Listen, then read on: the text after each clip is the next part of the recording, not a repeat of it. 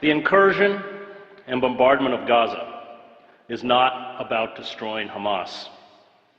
It is not about stopping rocket fire into Israel. It is not about achieving peace. The Israeli decision to rain death and destruction on Gaza, to use lethal weapons of the modern battlefield on a largely defenseless civilian population, is the final phase in the decades-long campaign to ethnically cleanse Palestinians. The assault on Gaza is about creating squalid, lawless, and impoverished ghettos in the West Bank and Gaza, where life for Palestinians will be barely sustainable. It is about building a series of ringed Palestinian enclaves where the Israeli military will have the ability to instantly shut off movement, food, medicine, and goods to perpetuate the misery. Privilege and power, especially military power, is a dangerous narcotic.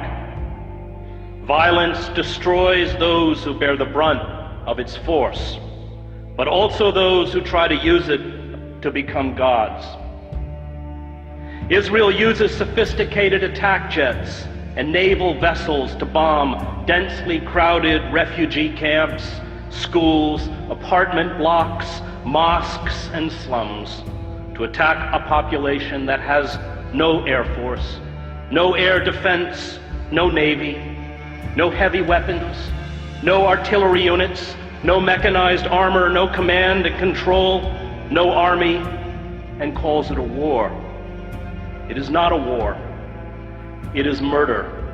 Images of dead Palestinian children lined up as if asleep on the floor of the main hospital in Gaza are a metaphor for the future.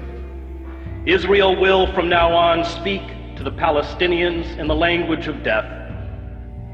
Those who orchestrate such sieges do not grasp the terrible rage born of long humiliation, indiscriminate violence, and abuse.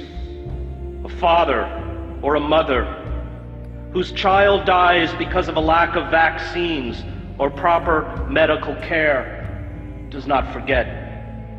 A boy whose ill grandmother dies while being detained at an Israeli checkpoint does not forget. Families who carry the broken bodies of their children to hospitals do not forget.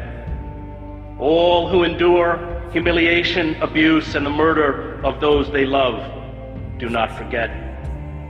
This rage becomes a virus within those who eventually stumble out into the daylight.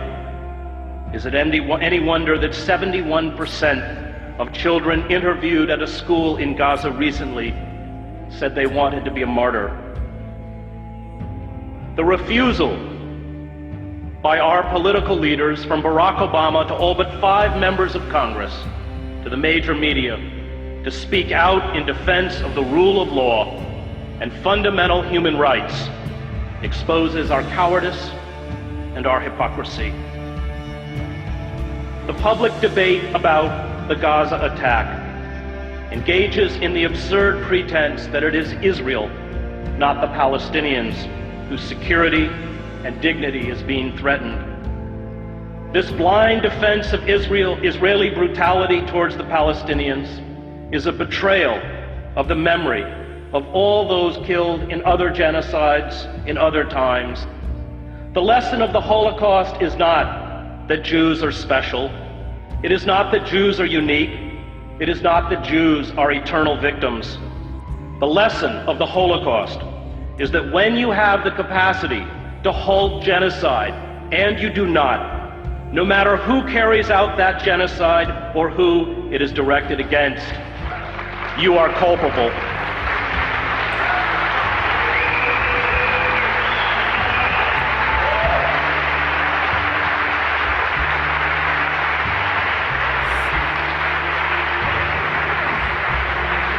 And we are very culpable The F-16 fighter jets, the Apache attack helicopters, the 250-pound smart GBU-39 bombs are all part of the $3 billion military aid we give to Israel. Palestinians are being killed tonight with American-made weapons. But perhaps our callous indifference to human suffering is to be expected. We, after all, kill women and children on an even vaster scale in Iraq and Afghanistan.